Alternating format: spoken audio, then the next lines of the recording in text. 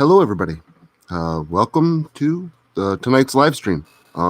Just started it a couple minutes early, as I figured I would, turn that light on, let everybody know that I am live. I'm gonna go turn down that fan behind me real quick.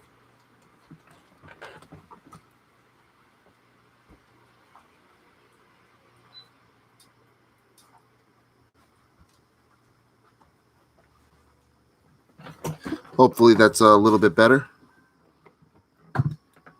Just gonna go ahead and let people file in here for like the next 9 minutes or so.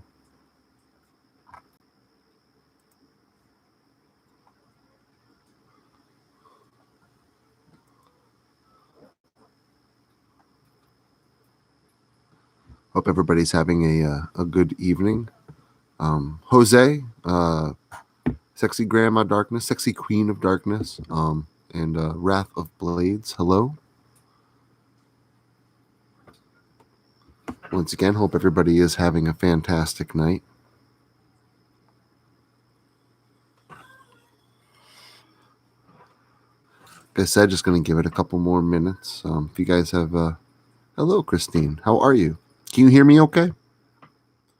I didn't actually do a mic check because I guess I just don't do those anymore and rely on the kindness of, well, not strangers, because I definitely don't consider you strangers. Cool. All right, cool. You can hear me. Sweet. I just got done watching that Nintendo Direct about 2 hours ago, 3 hours ago. Well, it ended like 2 hours ago. It's been a topic of discussion. I don't want to give away too many spoilers. Kind of already did that on Twitter. Feel kind of bad about it, but also kind of not, because I'm really, really hyped about something. But they showed off some stuff that I was very, very happy to see, including a game that I've been waiting for 4 years to see anything on it at all. It's not Metroid Prime 4, but it's in that same vein. It was, teased at the same time. So I finally got my trailer tonight, and I'm very hyped. I'm very hyped up and very, very happy. And thank you for affirming that the audio is working well. I also was watching some other people's reactions to some of the other, things that were showed off. Funny reactions. I'm not sure if anybody knows, but I mean, it's circulating. And if they are making a Mario movie, an animated Super Mario Brothers movie,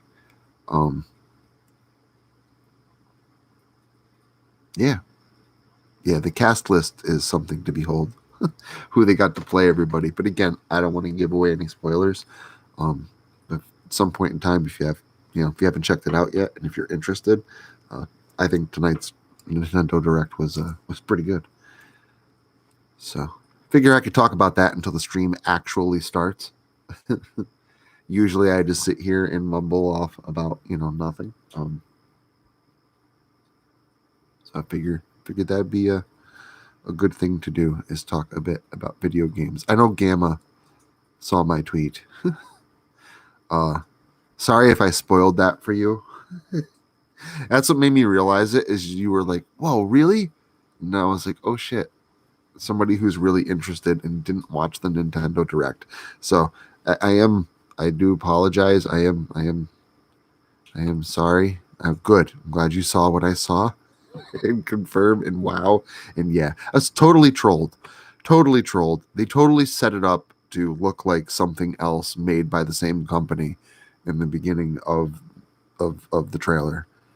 So the whole time I'm going, is it? It is. No, it's not. Yes, it is. No, it's not. Stop fucking with me. And then when it finally did drop and reveal, like I think I almost pushed my daughter. She was sitting in a chair next to me. I almost pushed her out of the chair because I was so excited. So yeah, that was awesome. It was awesome. So it's 2 hours later, but I'm still really hyped.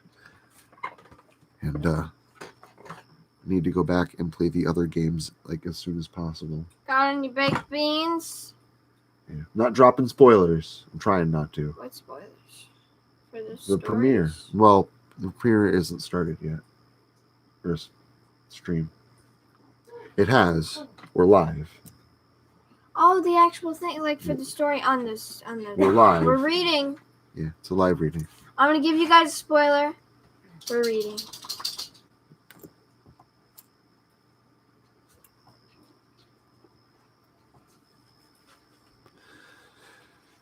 Okay, cool. Yeah, I didn't want to spoil it at all. And yeah, I said the same exact thing. And I know exactly what you mean, and you can't say more without actually giving away what we're talking about. But yes, I like the new look myself because it's the oldest of the old school looks, but modernized. I don't know. Good stuff. Very good stuff. Graphics look absolutely fantastic. Gameplay looks like it's everything that I'd hoped it would be. Really can't wait for next year. I've actually been saving a personal holiday basically since I started working where I work now. I've been working there since early 2017, which is just about when this game was announced, was that summer. And I've been saving my personal holiday since. Now, it doesn't refresh every year, so technically I could use it this year and, get just, another personal holiday next year and then use it then. But I got so much vacation time saved up anyway. I'm still just going to use that, and I'm saving the personal holiday on principle. And that's going to be on principle, damn it. Yeah, I'll lose the day off, the personal holiday. But I lose so much vacation time every year anyway. It's what's another 8 hours? Yeah, one can bank so much. I can bank up to 80 hours, but I usually lose. My bank's already full. So I usually lose anything that I've accrued over the year. I really don't take a whole lot of time off. I'm taking Monday off, though. Going camping this weekend. Back to Locust Lake. Last trip of the year. My favorite trip of the year. It's fall. It's nice up there.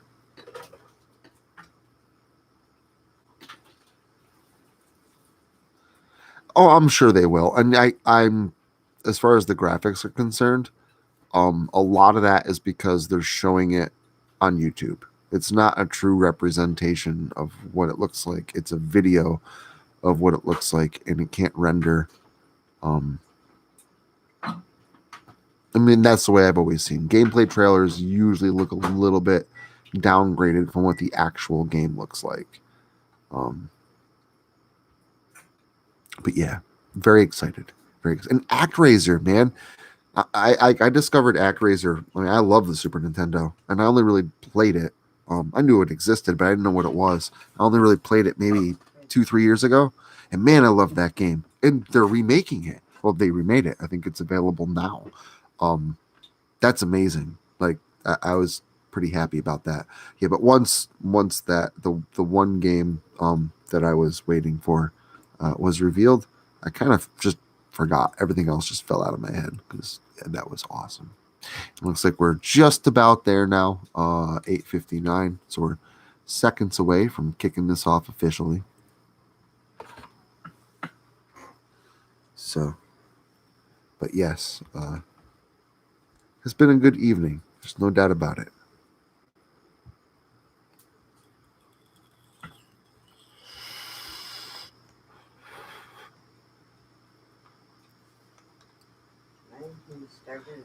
I still got to pack for camp. I haven't even done that yet. Though I pack easily. I did. Yes. Pockets I'm proud of myself. I however did not. I know. Okay. It is 9:00. So I'd like to officially welcome you all to tonight's live reading of Abandoned Ships. I did read this previously on my channel, this channel, the channel.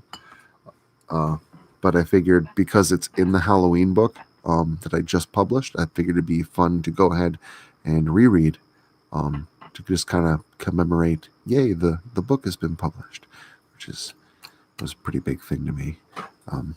very happy that that's finally released. Promotion stream, I think, went pretty well last night. Gave away some free books and stuff. That was fun.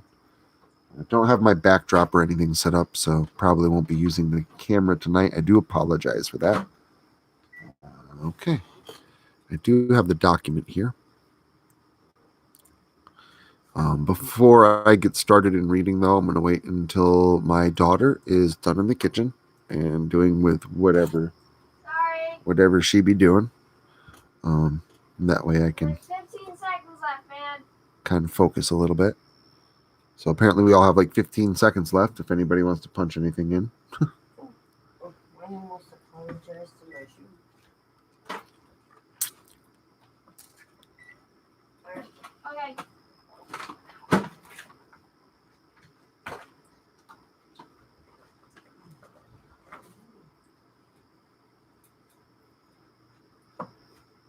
Sorry, stream kind of went a little bit silent there. I'm watching the family. Enjoy the story, guys. She is a pip for sure. All right, I'm gonna hit my vape here for a couple of seconds, and I don't know. I guess right after that, I will go ahead and I will jump into the story because that is kind of what we're here for tonight.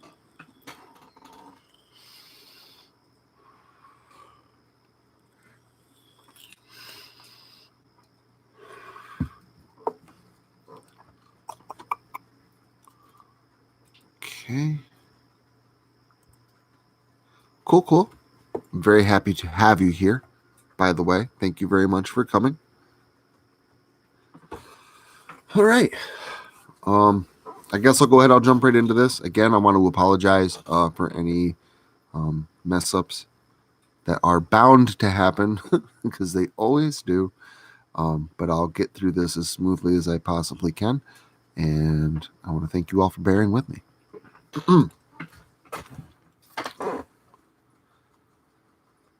I call this one Abandoned Ships.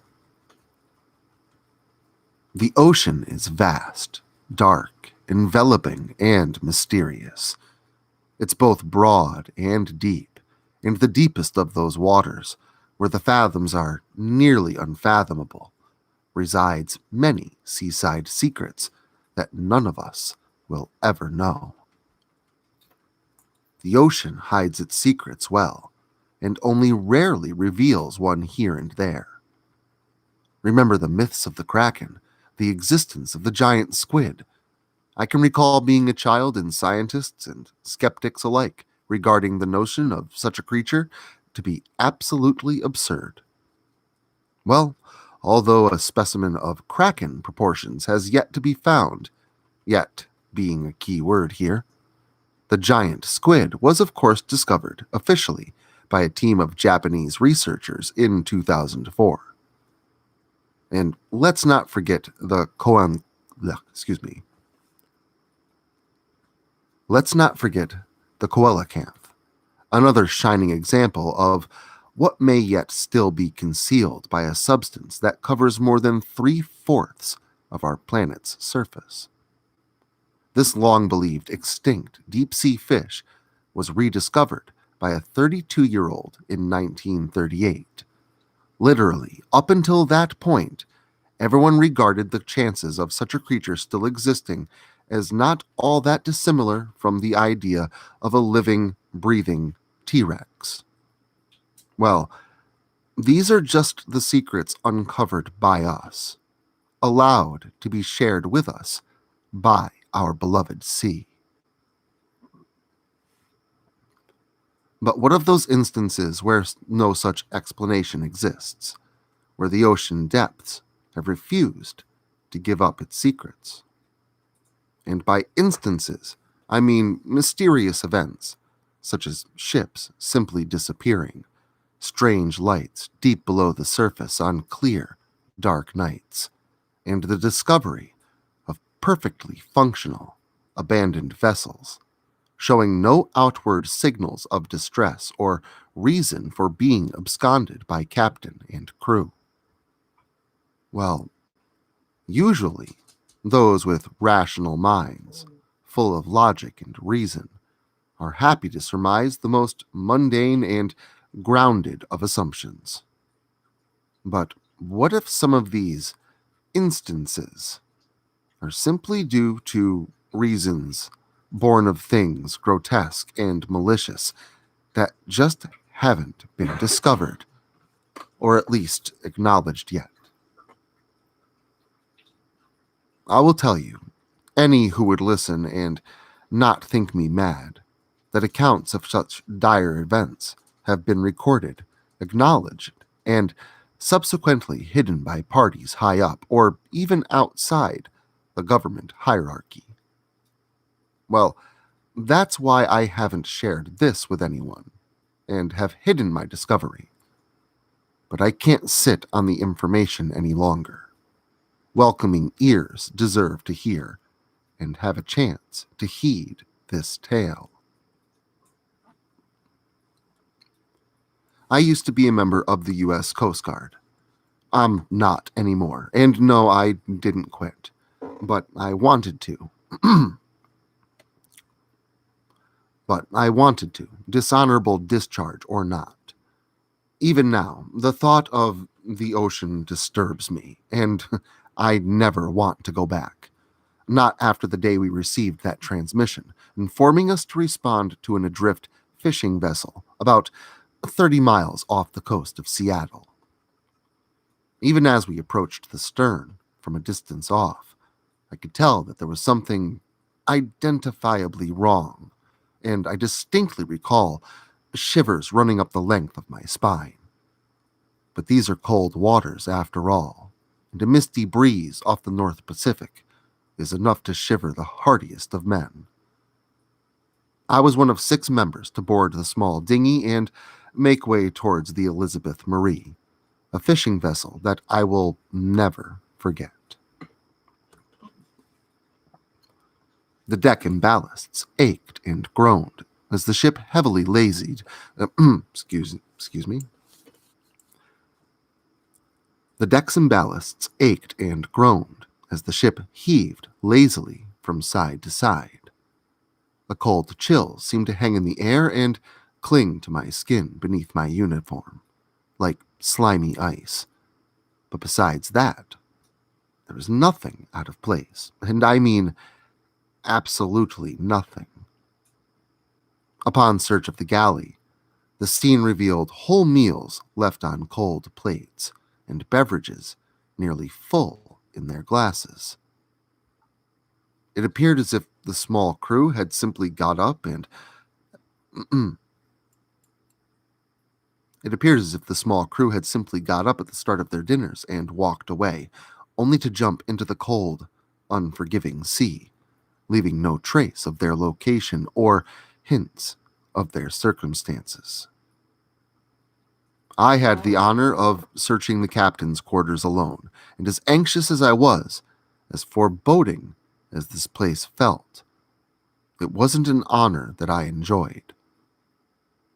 I saw it as soon as I pushed open the door, sitting dead center on a small desk atop a light brown, leather-bound journal.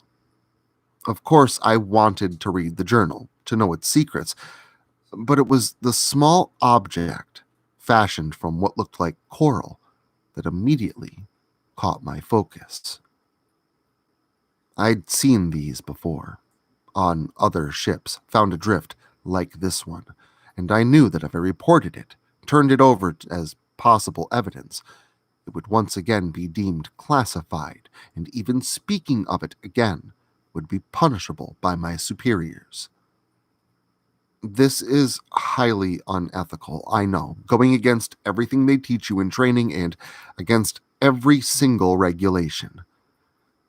But I placed both the journal and the object deep into my pockets for later personal perusal.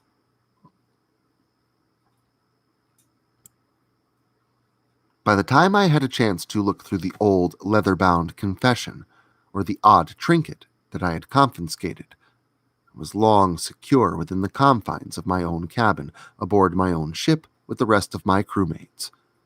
Granted, unless you're an officer, you don't get the pleasure of personally assigned quarters, so I had bunkmates shifting around as I read. Luckily, nobody seemed to pay me any more mind than if I was simply reading a novel for entertainment.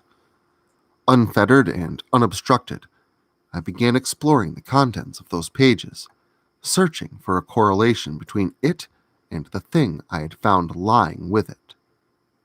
It wasn't long, but towards the end of the journal, that I had found what I was looking for. Eager with enticement of curiosity, I began to read silently to myself. September 16th, 2017. Today was a great day out at sea. The kids really seemed to be having more fun than yesterday. Kara caught a good-sized blackfish after lunch, and Derek landed himself a sea bass like he wanted. Granted, it wasn't big in comparison to the ones that are grown to full length, but it doesn't take the biggest fish in the ocean to make a young boy happy. Of course, Erin, my beautiful wife, if you should ever read this, spent the majority of her day slathered in sun lotion and bathing in the hot summer heat. She always did prefer the heat, while my only complaint is that shade is in more than short supply out here. I think I've got everyone convinced to stick it out for one more night before we head in. It is really peaceful out here. Later that evening, the children are watching a DVD in their bunks, and Erin is cleaning up from dinner, so I'm using this isolated moment to record this peculiar object pulled from the belly of Kara's second blackfish. The child was struggling with her pull, and it was a pretty big fish, so I was happy to step in and lend a hand. The first thing I noticed when I took control of the sturdy, deep-sea pull is that whatever was on the end of the line felt more like dead weight than a fish, as if I were hauling up a large chunk of driftwood. I could feel the flick of the occasional twitch of a fin or a head, but it was slight, nearly undetectable. I wrestled the reel into submission anyway and used brute strength to get this thing up to the surface to be netted. Once there, I could tell that it was indeed a fish, a big one as I've already said. Using a large net to help get it up over the side, the large black and brown glistening beast slipped over the top and spilled onto the deck, causing Kara to run, screaming to her mother that she had caught an even bigger fish this time, leaving me alone to wrangle the creature and remove the hook from its mouth. When I bent over to do just that, I noticed an object protruding from its belly, causing a small amount of blood to ooze from the wound and mix with the seawater that saturated the fish and the deck of the boat.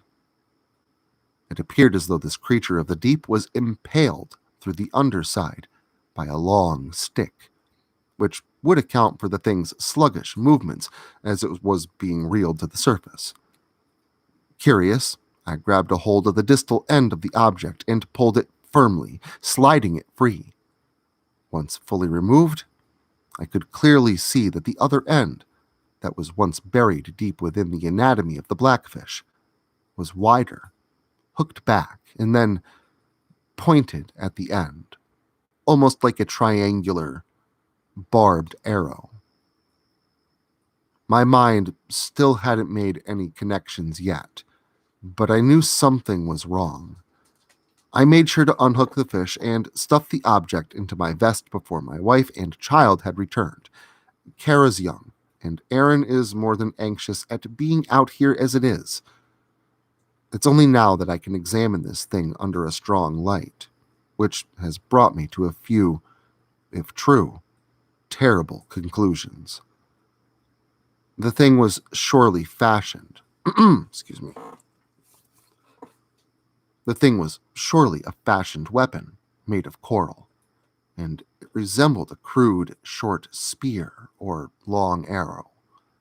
The majority of it is shoved deep, The majority of it was shoved deep inside the blackfish, so whatever had impaled the creature must have done so with incredible force. But the most disturbing thing about the whole event is that the wound was fresh. So whatever had injured this fish had done so within a matter of minutes before I had brought it over the side. We are miles from shore, and I haven't seen so much as another vessel for days. There are certainly no divers nearby, and even if there were, why would they have done something like this, with a sculpted shard of coral reef?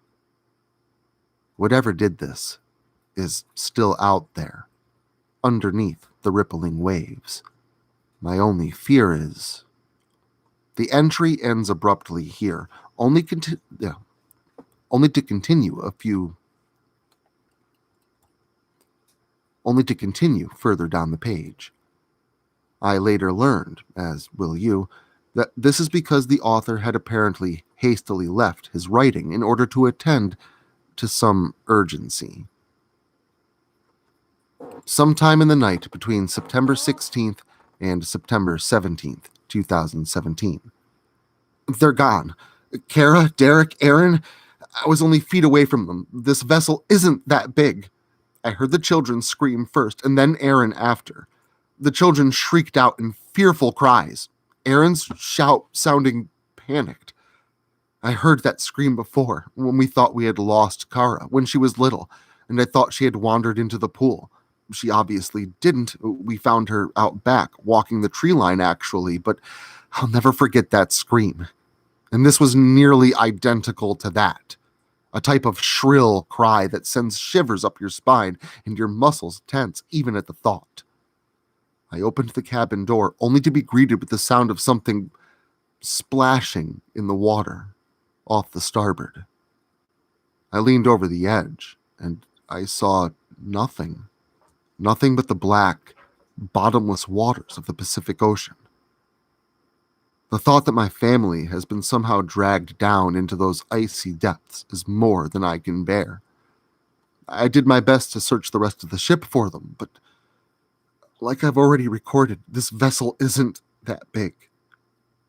But I saw something else when I returned to the deck for another look, something that I had overlooked, either in haste or because of the angle of the light, but somehow I missed a series of large, wet spots on the deck, leading to the side before ending abruptly. But they weren't footprints. They were more like claw prints with long, pointed digits, and each was wide, nearly as triangular in shape as the spearhead I described earlier.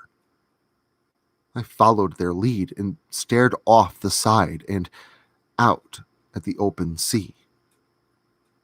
Nothing but the black sky and water with little shining diamond studs above me. I called out their names until my throat went raw. My mind keeps reeling for an explanation, but each and every attempt at logic brings me right back to the illogical conclusion. There's no way it, or they, came from the sea. Tales of vicious merpeople are nothing but myths spread by the tongues of drunken fishermen. But it's the only conclusion that I can reason as plausible, if plausible at all. I tried radioing for help, but nothing but static on each and every notch of the dial. It's as if something's jamming my signal, or that the whole world beyond this ocean has simply disappeared. I'm more inclined to believe the former, but explanation again eludes me. I'm going to head in. I don't care to wait for the light of day. Maybe I can get help out here and search for my missing loved ones. But even if I do, I expect it to be an experiment in futility. Just don't... Ends abruptly. Seemingly later that night. These may be my last words on Earth. There's something walking across the deck, just outside the cabin door. I hope, pray that it's my wife or one of my children, but they're heavy footsteps, staggered, and coincide with a wet slap of flesh against wood boards. I'm going to check. But if these are truly my last words, then I have met with the fate I both fear and now foresee. These were the final words written in the journal. Nothing but blank pages thereafter. After reading this confession, my desires to leave the Coast Guard and never set sail again were reaffirmed. This is not the only account of this type to surface. In fact, just do a general internet search for mermaid spears found deep in fishermen's catch, and you'll find more documented evidence than I can provide. This isn't the only abandoned ship the Coast Guard, or even my division, has come across. Of course, not all of these encounters can be directly related to malicious intent by residents of the deep, but these artifacts and fully functional, completely abandoned ships, all uncovered. Completely abandoned ships are uncovered all the time. It makes one wonder, how related are these incidents? Well, I've seen enough that I'll never go near the ocean again. And if you're smart and heed my warning, neither will you.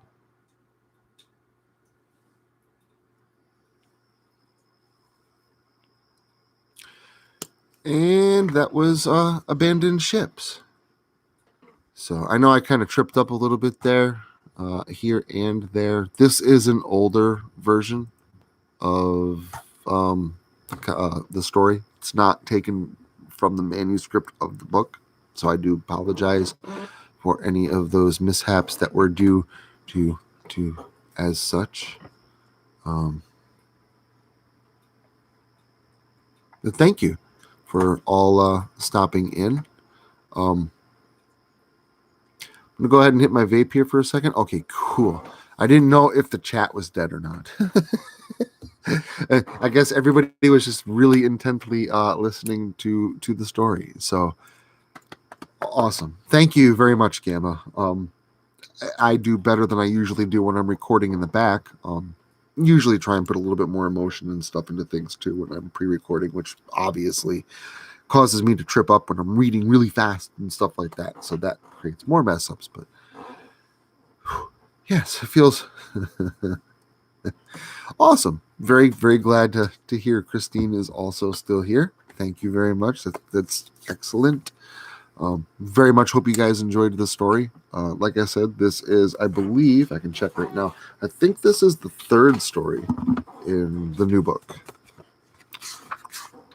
So now I'm pulling out the book I just read from this. Yeah, this is story number 3. So, and I was contemplating about possibly reading an exclusive, but then I decided not to. This just this felt like a good story to read. It's a good length. A lot of the exclusives are pretty long. The Birth of Vengeance probably isn't too much longer than this, but that's like the exclusive, so I definitely can't read that.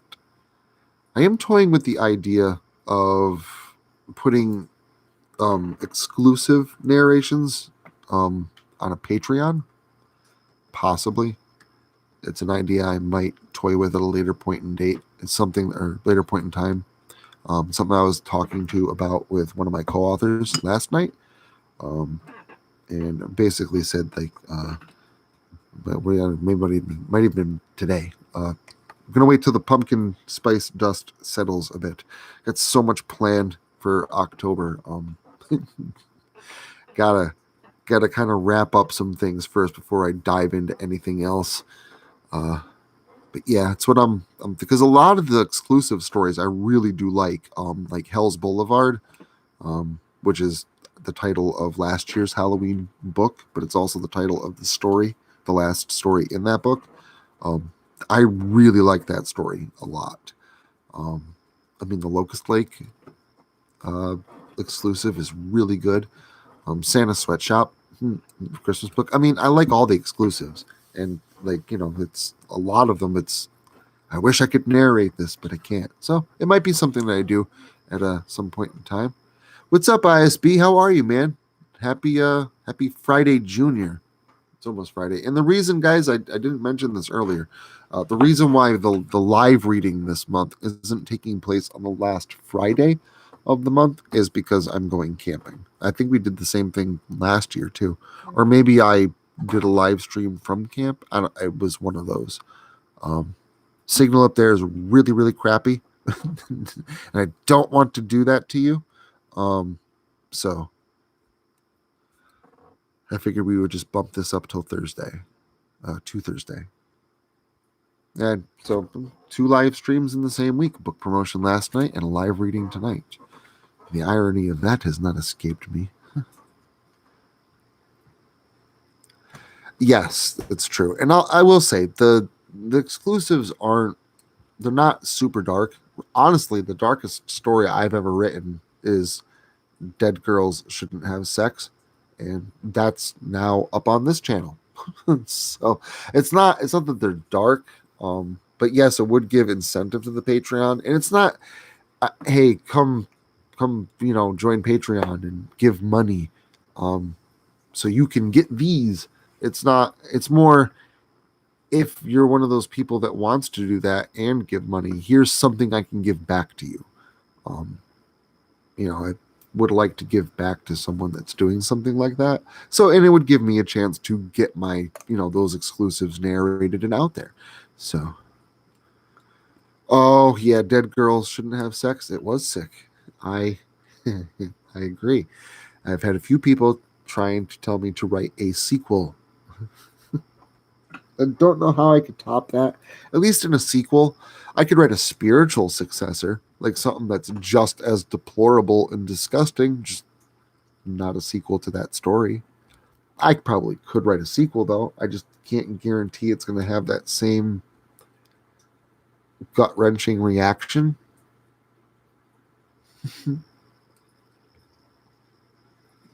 Yeah, I could Fallout 3 it.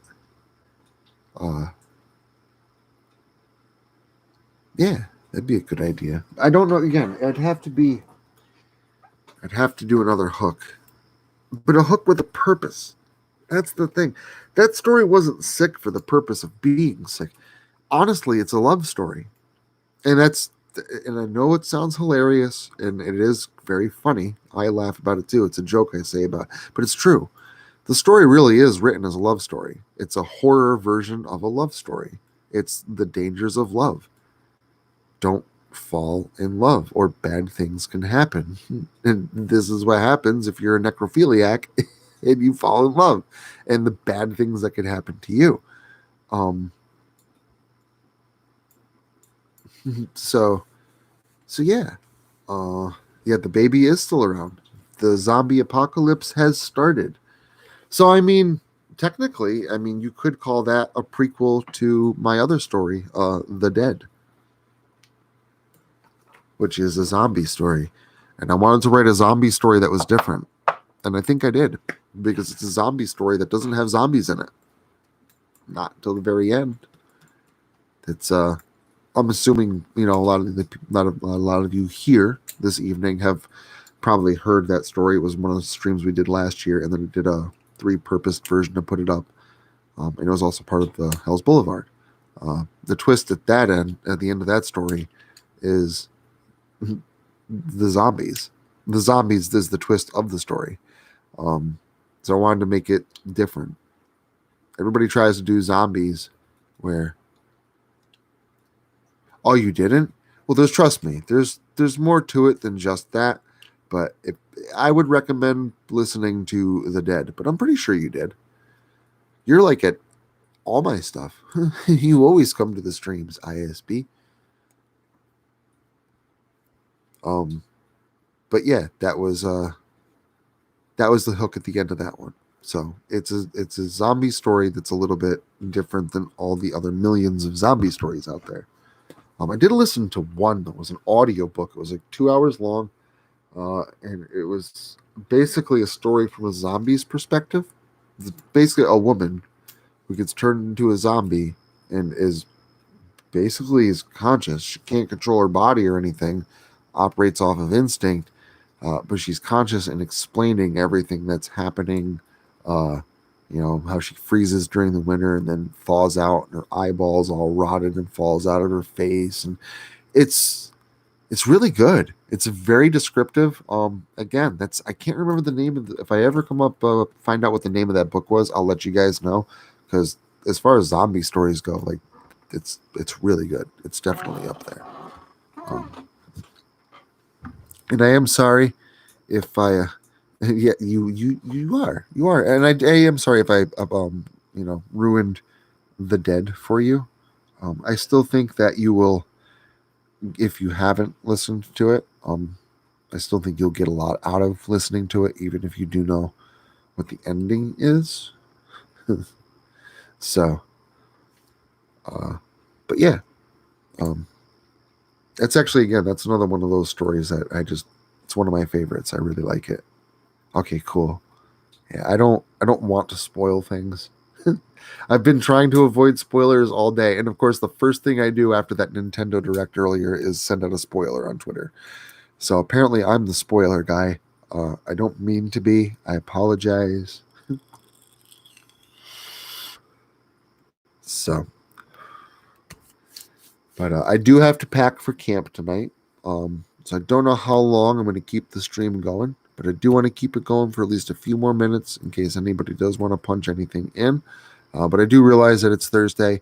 A lot of us have to get up for work tomorrow, including myself. So I do understand. I don't want to keep you guys all night just rambling about random things. Nape is, I like that story. I like the whole mythos, that whole inhabitants mythos. I just put the finale up. It went up today at midnight, actually, on accident. I must have scheduled it wrong. So it was an early Thursday tidbit release. Um, but the finale to the inhabitants mythos is up. And I got them all on the playlist and stuff too. So, but yeah, I liked that mythos. It's very, I find it very Lovecraftian. The concept of it is it's a very Lovecraftian type story. And I like what she did with it, where like the beginning of every story is literally the end of the story before it. So it leads right into the next. And that's a really good idea. I like that. Nice touch to the Charlie Blackmore.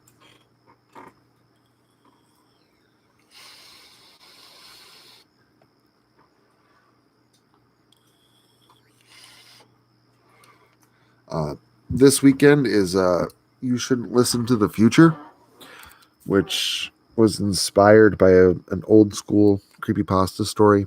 Not like Slender Man or Eyeless Jack or anything. Not like, those kind of creepypastas, but still a very old school, pretty popular creepypasta. It's not a sequel to it. It's not like a carbon copy of it or anything like that. It's as inspired by that as Ambivalence Grove was inspired by No End House. And if you've listened to Ambivalence Grove, you'll realize this is nothing like No End House. No, it's not. It was inspired by No End House. So this story this weekend is inspired by an old school creepypasta. So it's kind of written in that way, and featured a lot of old school uh, Miyuji music on it, for that old school feel. So I'm really looking forward to that this weekend. Yeah, and then that's it. That's the last weekend in September. After this Saturday, the following Saturday will be October 2nd. And since I've already gone ahead and released it, and this Saturday, the thumbnail, I'll put the premiere page up so you guys will be able to see the thumbnail for it. You'll see the title of the series. So, and I've already partially promoted it anyway. But if you are fans of Supernatural, and or if you're fans of Locust Lake, October 2nd is going to be a very big day. And if you don't know a whole lot about one or both of those things, it won't matter. Just like almost everything else that I do, everything works just fine as a standalone. So it's nothing like you need to know the history of things. But if you do like those things, this series that's coming out, those things are going to add a lot of depth to it.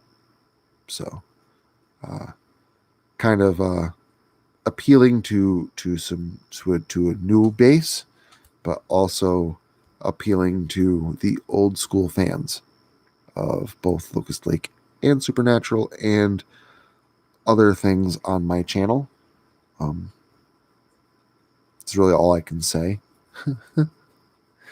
But very soon, everybody's going to find out much more. So I'm very, very excited and happy to be bringing this to you guys very soon. It's something Doughboy and I have been working on since April.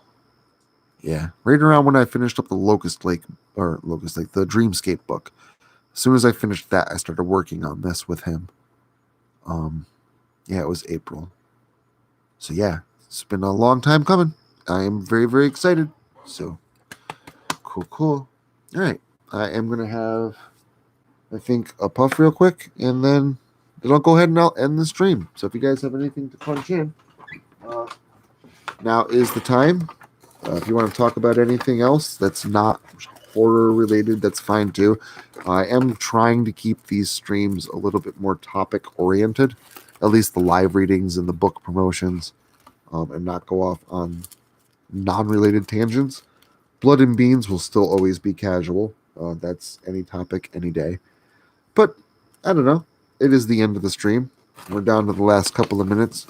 So if you guys want to talk about anything, new movies coming out, new video games coming out, I know I'm pretty excited. Yeah. Got my Halloween costume all picked out for the year already, so that's pretty cool. Let me go on to the Headless Horseman Haunt in New York State on the Hudson River. And it's supposed to be one of the scariest haunts in the country. It's got 6 haunted houses, 2 haunted walkthroughs, a haunted corn maze, and a haunted walking trail. So I am pretty freaking excited. And I'm going to be wearing my jack-o'-lantern suit when I go. Got to be in the spirit of things.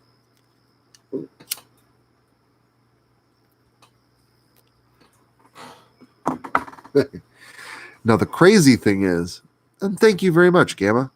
Take care yourself. If you are taking off, I appreciate you very much for coming in. Like a lot. But yeah, the crazy thing is it's not recommended for anybody under the age of 15.